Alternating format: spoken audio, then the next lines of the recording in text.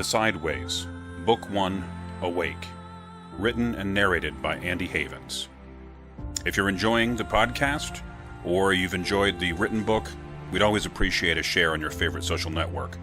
That's www.the-side-ways.com. Thanks for listening.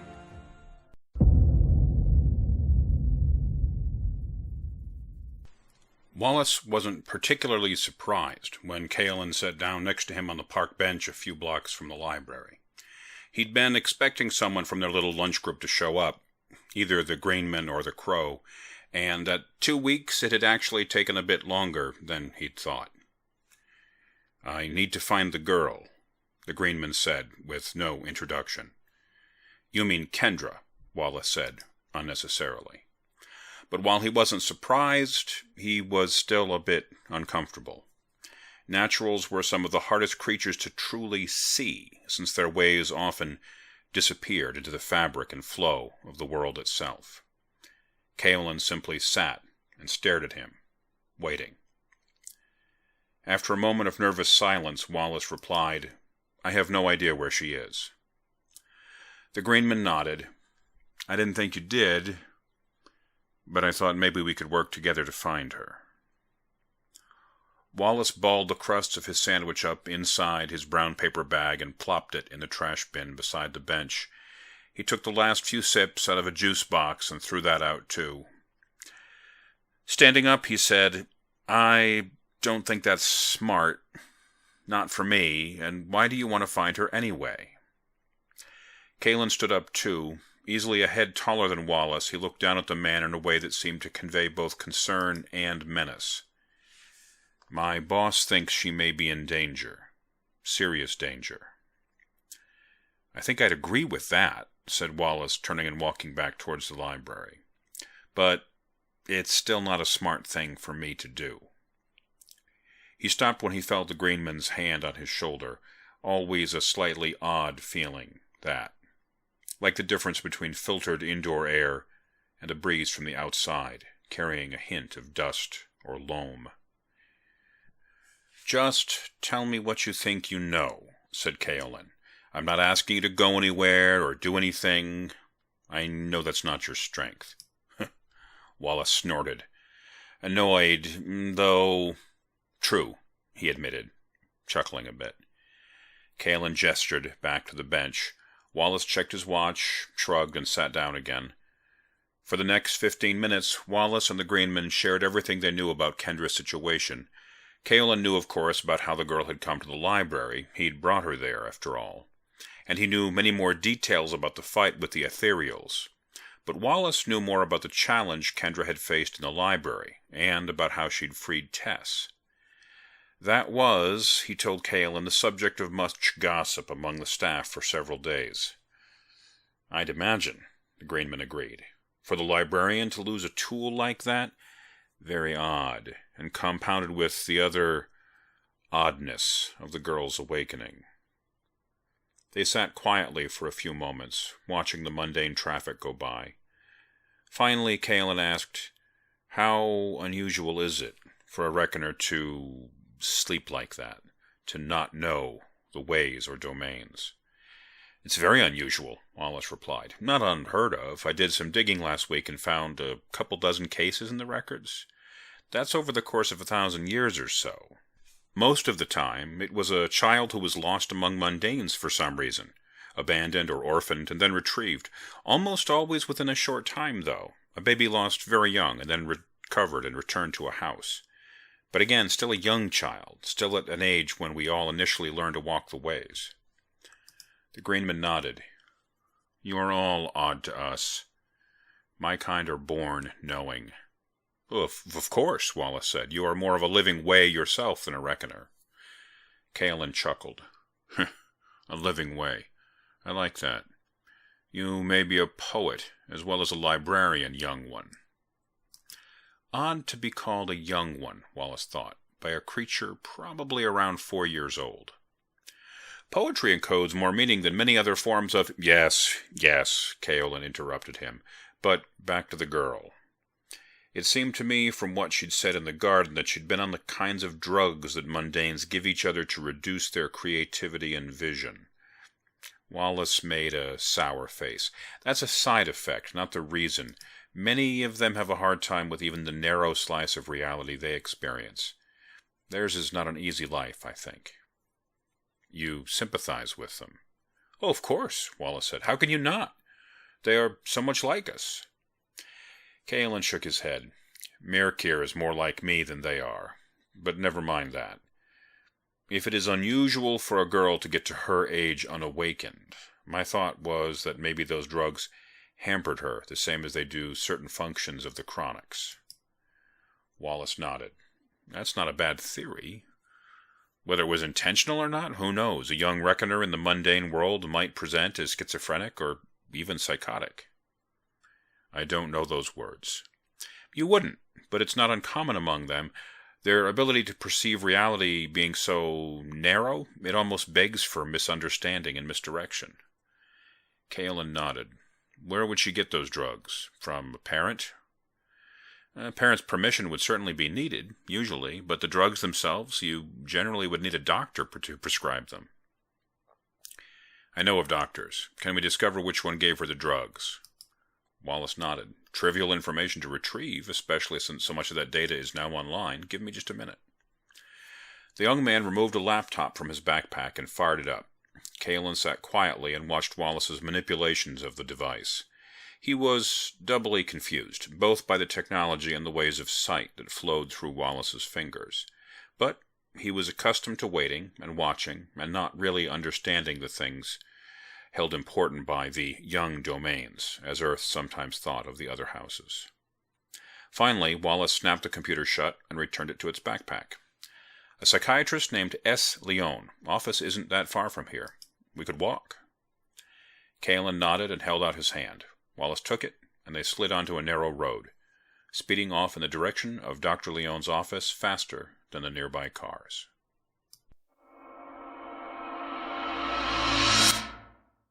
After her time of travel, tutoring, and various juvenile yet harmless hijinks, Kendra felt pretty sure she was not going to join Chaos. If nothing else, it was simply too tiring. The adrenaline rush of not knowing exactly what was going to happen next was fun for the first dozen times. After that, I need a break, she told Vanya. I need to sleep in the same place, preferably a bed, at least 2 nights in a row. I probably should do that back at home so my mom doesn't worry or call to check up on me. Parrot Girl paused from blowing notes on an empty orange crush bottle and nodded solemnly. I think you're right. I've taught you as much as I can. I think one more stop and you'll be ready to start figuring things out for yourself, like which domain you'll join. That's priority 1 after I drop you off. It was Kendra's turn to nod. Vanya had explained to her that unaffiliated reckoners were, while rare, not unheard of, and that they were often targets for either abuse, exploitation, or outright murder. The law adheres to the way, she'd been reminded a number of times, and until you joined a house, you were unprotected. I'm still not sure why anyone would care, she said to Vanya. I mean, how would my choice be of any concern to any domain or person? Vanya rolled the bottle between her palms and asked, Have you ever had an argument about something that doesn't matter? I mean, something that doesn't have any impact on you at all? Sure, I guess. I don't know. What do you mean? Like, about which band is better or whether a particular movie sucks or not. Kendra nodded. Well, of course. Well, why did you care what the other person thought? Or if you were right? Or if your opinion was better thought out, or if you could state it more forcefully? That's a really good question, thought Kendra. I'm not sure, she said. Ideas have power, Parrot Girl said, seriously, putting the bottle down on the ground and spinning it. I look at this bottle, and I see a decision-making apparatus. The bottle continued to spin, well after normal friction should have slowed it to a stop. Vanya gestured above the bottle, and it danced a little, tilting up and down in a series of arcs and whirls. What do you see? She asked Kendra, bottle still spinning, hands still waving slightly. Kendra looked hard, the way Vanya had taught her. She saw the lines of probability and chance. She saw that in this case the bottle would make one of two choices, Parrot Girl or Kendra. It hadn't decided yet. Her friend was still suspending that choice, but soon it would have to point mostly at one of the girls or the other. Or the bottle could break, she thought. Kendra nudged it a bit herself with a tiny flex of her own volition, and the bottle spun a bit closer to a little piece of stone jutting out of the pavement. Vanya didn't seem to notice, intent on making the bottle spin faster and rise higher on each pass. Kendra nudged it a bit more. As the mouth of the bottle swung down, it hit the little nub of rock and cracked. Vanya, surprised, released her control, and the bottle skidded away, shattering against the brick wall Kendra was leaning up against. Parrot Girl looked up at Kendra, smiled, and said, "You win." With that, she stood and held out her hand. "I'm going to take you to Bardon's now, and from there, you'll be on your own." Kendra took her friend's hand and stood, asking, "What's Bardon's?" Vanya grinned and wagged her eyebrows. "A wretched hive of scum and villainy." Kendra shook her head, amused. "Lean on, Obi-Wan." Parrot Girl's wings opened, obscuring the North African sun, beneath a hazy shadow of soft green, and they vanished.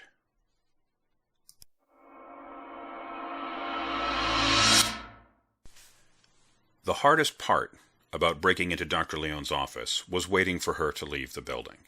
Since she lived in the apartment behind her office, Kaelin and Wallace couldn't simply wait for her to go home. Wallace planted a small observation way across the street from her building, and they went to a nearby Starbucks to wait. And wait.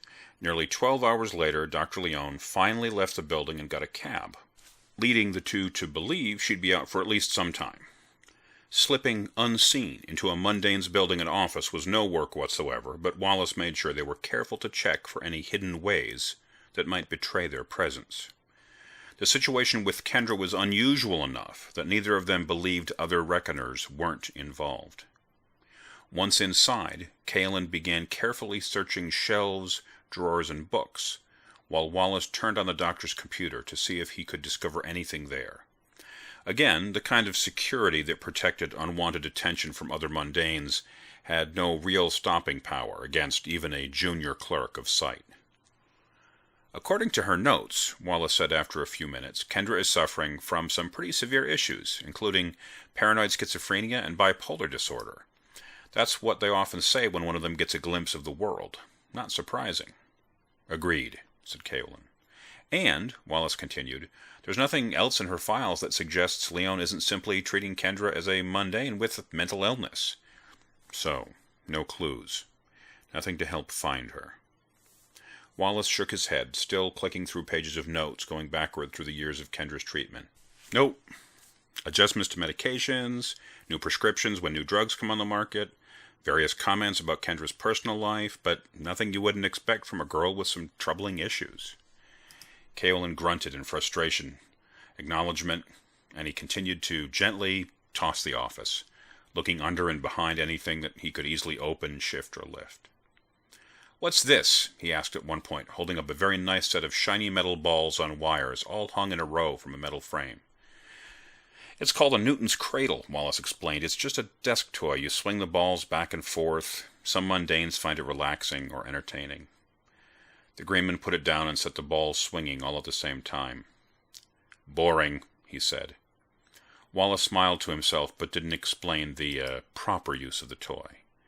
"And these?" Kaelin asked, holding up a handful of cards with seemingly random blotches on them. "Those are ink blots," Wallace said, clicking back to the earliest record in Kendra's file, absently noting details that later he would be able to recall with perfect clarity, if needed. "Also a toy?" the Greyman asked, flipping through them. "No, they use it as a conversation starter, basically. You look at the patterns and you tell what you see." "I see messy spots," Kaelin said, looking at another card. "They look like nothing." "You have to be creative," Wallace explained. "You say what you imagine they look like, but they look like nothing." "Bring them here," Wallace said. "I'll explain." "No need. I assume it's useful for mundanes, but..." Kaelin stopped at one card, looking carefully at it. "But what?" "This one isn't nothing," he said quietly. "None of them are nothing," Wallace replied. "You have to..." Kalen held up his hand and gestured for Wallace to come over. Shutting down Dr. Leon's computer first and returning the keyboard to its drawer, he did so. "That's not nothing," the Greenman said, turning one of the cards to face the clerk. To Wallace, the image was as clear as a photograph would have been to a mundane. It showed the feast of Lianze, a fable out of Reckoner mythology, where the chaos hero, Lying Tamrin, was tricked by blood priests into raising a family of snakes, who eventually turned and ate him. "Why would a mundane doctor have such a thing?" Kalen asked. "I don't know," Wallace muttered. They looked through the other cards. Aside from the first dozen or so, which were standard ink blots as far as Wallace could tell, they were all scenes from Reckoner myths, all of them done in a style popular more than 500 years before, made famous by the blood artist Merquette. To mundane eyes, they would seem like a Jackson Pollock painting, just so many random spatters, enough like Rorschach blots to not seem out of place in the same deck. But to any reckoner, not just obvious, but obvious and meaningful. Turning one over in his hands, Wallace cast a minor seeing and dropped the card as if it had burned him. "What?" asked Kalen, bending to pick up the card. "It's an original," Wallace said, holding out his hand for the rest of the deck. The Greenman obliged, and Wallace passed his seeing over each card in turn. "These are all originals," the clerk whispered, "all 18 of them. I knew the style was Merquette's, but I assumed they were copies or another artist's work." "Why?" "Because these are unknown. I mean, they are known, the pieces themselves, the pictures. We have a set in the library vaults, but that's supposedly the only copy done by Merquette himself." Kalen looked at the images over Wallace's shoulder as he leafed through them again. "Is that important?" Wallace shook his head. "Yes, I mean, it must be, but I don't know why. The works of Merquette are all highly prized. Blood art is often complex, hard to understand. It works on levels that are closer to raw nature than anything outside of Earth." "Earth doesn't create art," Kalen said. "Earth is art." "I know," Wallace replied, putting the cards back down on the desk, "but the art of blood can summon power that is, for other reckoners, nearer to Earth than any other way." "Interesting." They both stood in silence for a moment, contemplating the pictures. "Another coincidence," thought Wallace. "That makes, I don't know, 5 or 6? That's too many." He was familiar with the mundane concept of confirmation bias, though. Every string of perfect, unconnected accidents has an outcome. Seen from the beginning, you can track and trace those actions and know that, yes, they were all perfectly random. But if you only see the end point, then they seem inevitably connected. Because they are. But not by intention, simply by the final combined effect. "Coincidence," he muttered to himself. "Co-incidence." The Greenman hadn't heard him. "Where would a mundane doctor get a set of priceless blood art originals?" Kalen asked. "I have no idea. And once she had them, why would she show them to a damaged reckoner girl? I don't know. What would it do to her, do you think, to see these?" Wallace shrugged. "Again, no idea. But what—" Wallace held up one hand. "Give me a moment, please." The Greenman nodded, and Wallace went into a kind of trance. He called up all the information he had about Kendra, about the doctor, about the events of the past weeks. He knew almost everything about Lane White, Kendra's mother, that a mundane friend might know, and he suspected that there was more there. Small, strange inconsistencies in her history, nothing that a mundane would notice. And a reckoner would never be interested enough in the life of an ordinary woman to scrutinize her through a seeing. Strings of dates, places, and names went through the clerk's mind, comparing, testing, matching anything that might possibly be Niles Phaeton. Kalen had sat down on the comfortable chair across from Dr. Leon's desk to wait. When sight went into a thinking trance, it could be seconds or hours after all. Who or what is Niles Phaeton? He's in the second circle of release. So? He's the only connection I can find between the houses and Dr. Leon. And Kalen stood up and crossed to where Wallace was standing by the window, the afternoon light beginning to grow yellow and long. He's a collector of rare blood art. We've done work for him on it at the library. And... Wallace gestured back at the computer on Dr. Leon's desk. Kendra's files. He's listed in the first entry as the referral source. He's the one who suggested that Leon treat Kendra. The two stood quietly for a moment before Kaolin said, "That's a thin string, boy." "I know, but it's the only one I can find." The Greenman put his hand on Wallace's shoulder. "Okay, then," he said. "Let's tug on it a bit."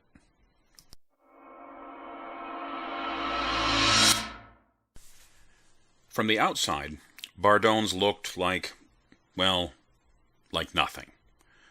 When Vanya pointed out the flat spots in the ground, she could see that some had stones in them, like a paver that's been pushed down, flush with the dirt and grass around it. Some of them were even buried. "Look harder," Parrot Girl said. "Look deeper." Kendra tried. It was getting easier to see the real world, or more of it anyway. So she stood back and took a deep breath and looked around her with the new senses she barely understood. "They're connected," she said finally. "Yes," the tone clearly added. "And?" Looking harder, Kendra saw that they formed a double circle, probably about 50 yards across, with about 2 yards between each ring. There was power there. Clearly a way of some kind, but it's blurry. On purpose. Vanya clapped her hands. "Good girl, come here." She held out her hand, and Kendra took it.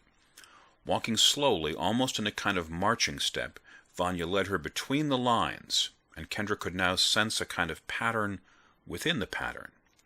Like striations on a rock or the rings on a tree, 7 of them, layering the rings as they pulsed beneath her and sent waves of power up into the air. After walking around what felt like about a quarter of the circle, Kendra paused. "There's a gap there," she said. Almost a question. "Yep," agreed Vanya. "That's the front door. Come on."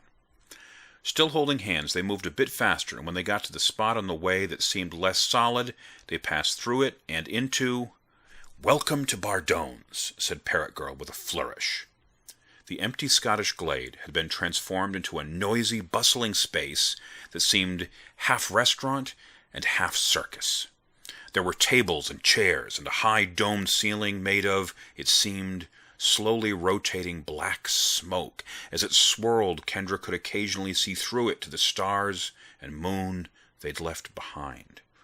The walls were made of large bricks, big like the stones used to make pyramids, she thought.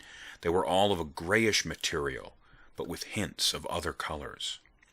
Looking around, Kendra saw that the door they'd stepped through now appeared as a large archway in the wall, surmounted by an enormous capstone, on which was carved a huge open eye. As she stared at the eye, it looked down at her and blinked. Not the weirdest thing I've seen today, Kendra thought, and followed Vanya into the hall.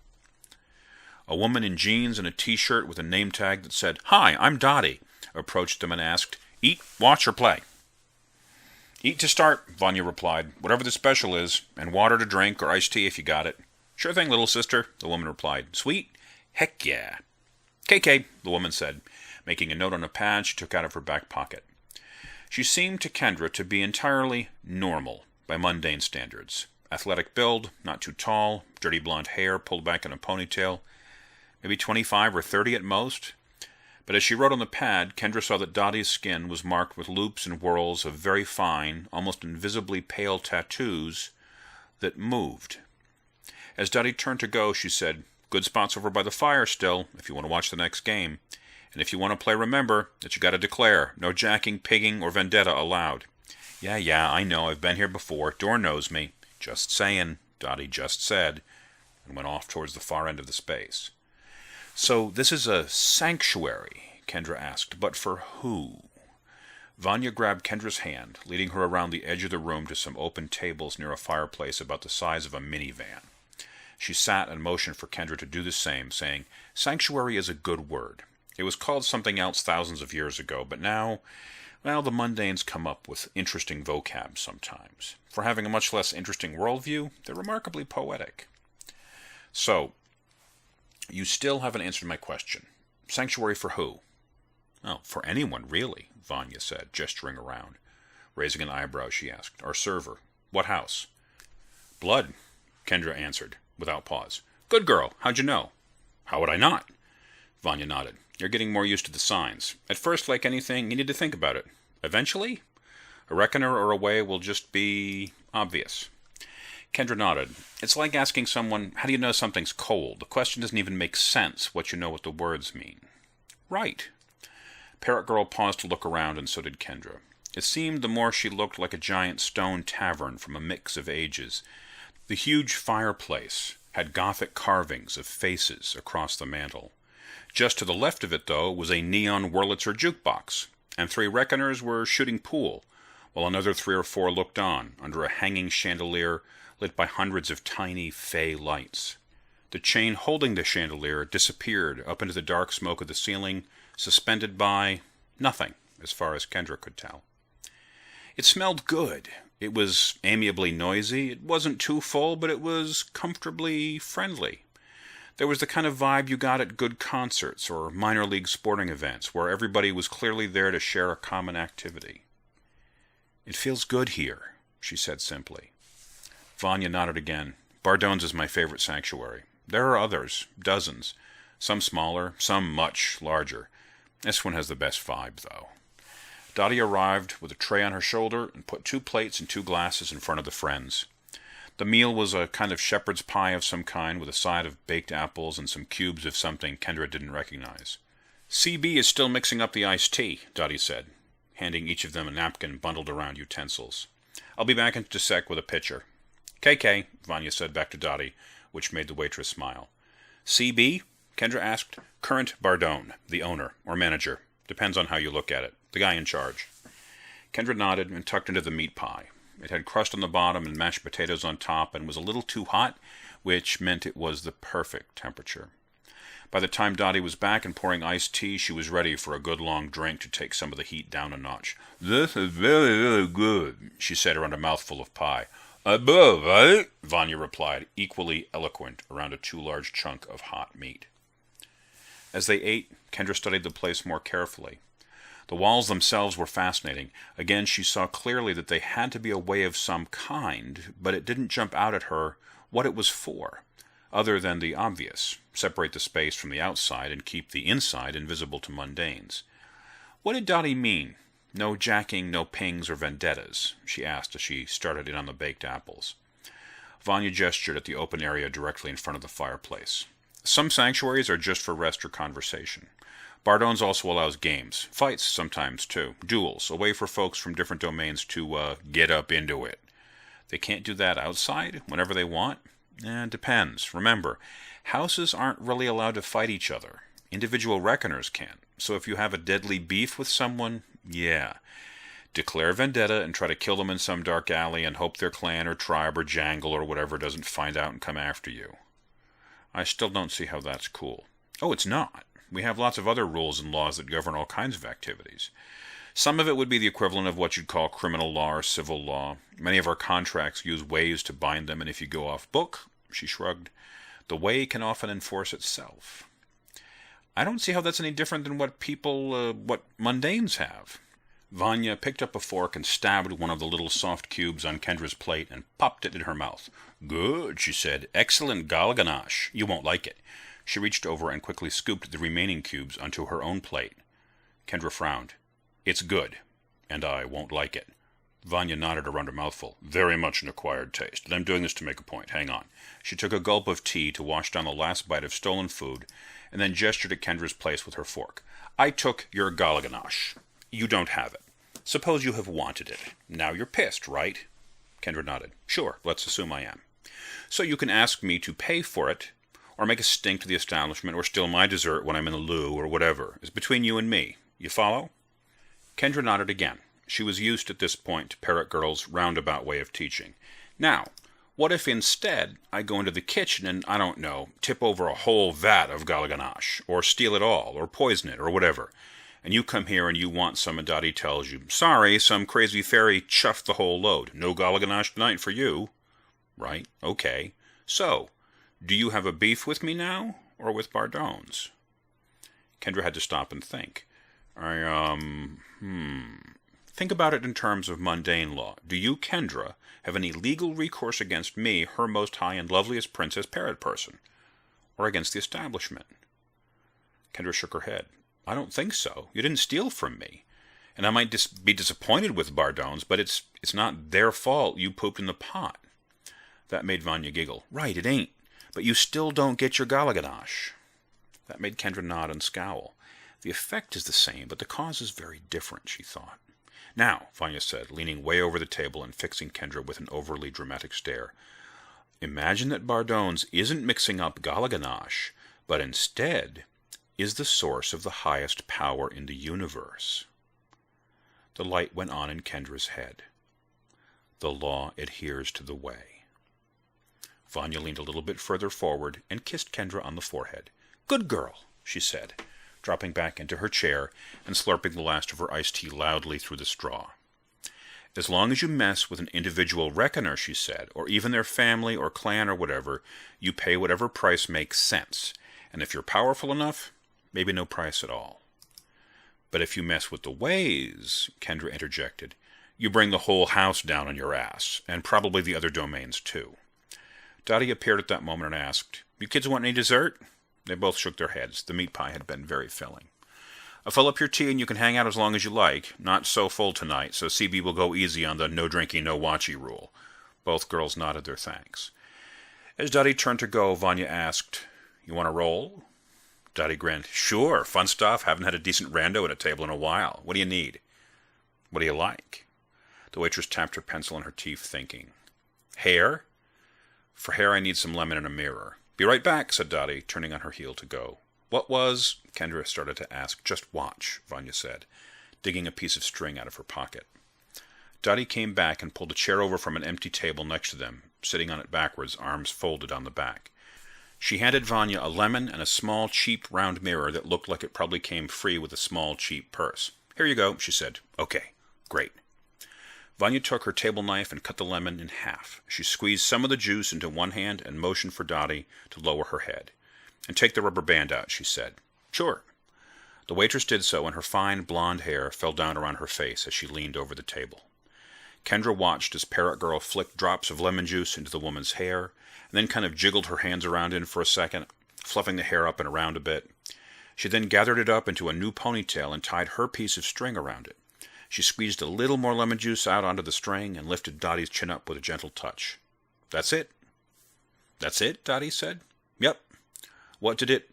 Vanya gestured at the mirror on the table. Kendra could see absolutely no difference in the waitress's hair. But when Dottie picked up the small mirror and looked into it, she jumped up with a primal shriek of surprise and knocked her chair backward. At that moment, there was a bright flash as the string around her ponytail snapped with the sound of a violin string being plucked. When Kendra's eyesight recovered from the flash, she saw that Dottie's hair was now waist-length, thick, black, and lustrous, with a pattern of deep purple symbols shifting through it. You little... Dottie had dropped the mirror and raised a hand as if to slap Vanya. Hang on, sister. Take another look. Vanya was smiling like a fiend, scooting back in her chair to avoid a possible smack. Dottie paused and recovered the mirror from the floor. With a nasty look at Vanya first, she glanced down at it, her anger slowly transforming to delight.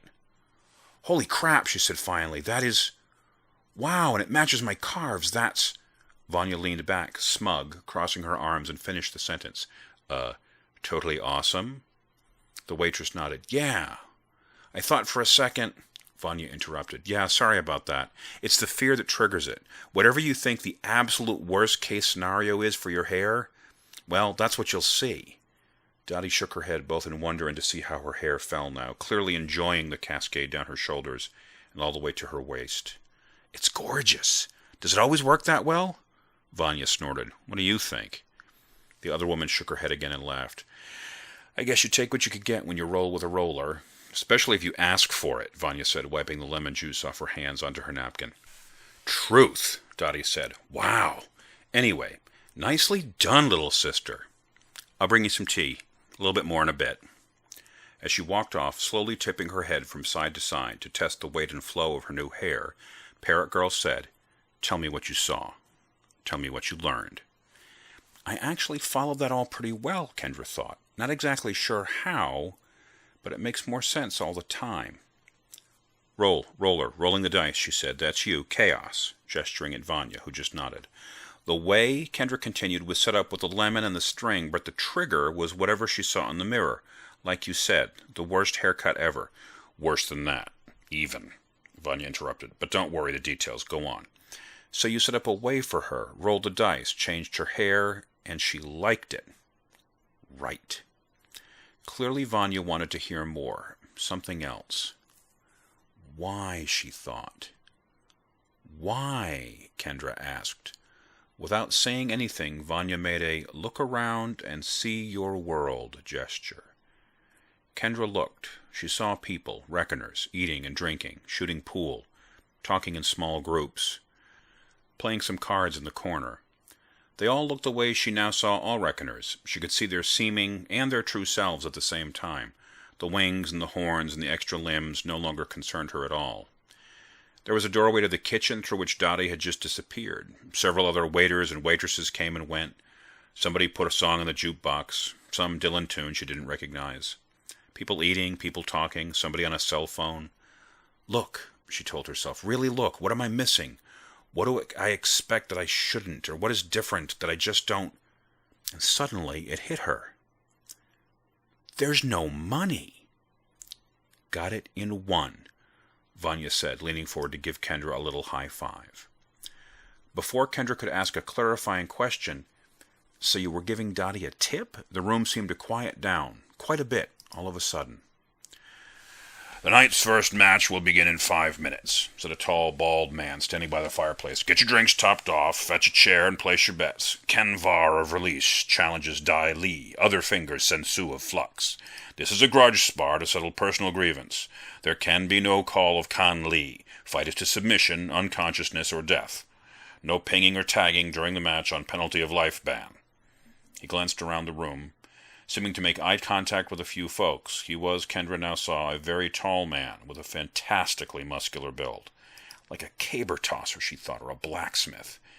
His arms nearly split the seams of his clean gray t-shirt, and she could see his abs through it as well. CB, good-looking dude, whispered Vanya. Yeah, agreed Kendra. People pulled up chairs around the fireplace, 2 other patrons asking if they could sit with Kendra and Vanya. They nodded, and the 2 newcomers, an older man with a rainbow ring of light around his head, and a thin woman with purple-black skin, sat down and turned their chairs towards the fire. Parrot Girl just reversed herself in her own chair, and Kendra looked around the room, waiting for the match to begin.